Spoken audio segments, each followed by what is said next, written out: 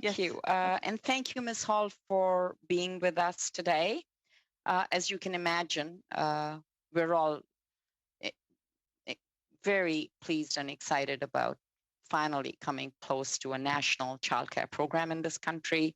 I want to focus my question on the first year, the $2.95 billion that you will spend, because the first year may well set the pace and set the foundation for success.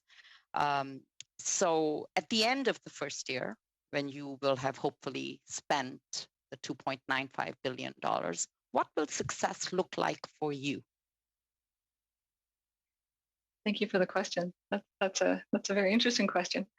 What I would say is the $2.95 billion is for the first year, and the government has outlined in the budget sort of a first marker for the system in terms of fee reduction of 50% for regulated childcare spaces by the end of 2022.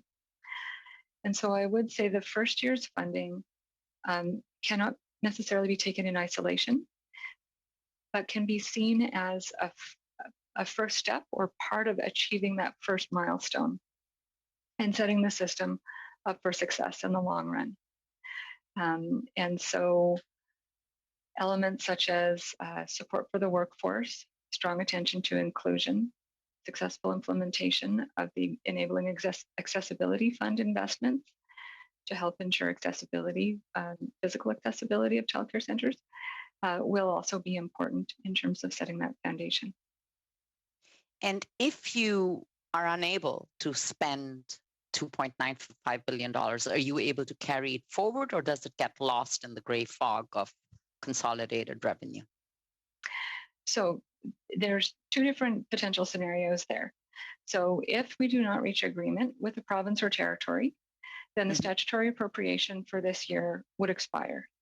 And then those funds, we would need to seek a reprofile through the usual process and the appropriations and supplementary estimates process to bring that funding forward.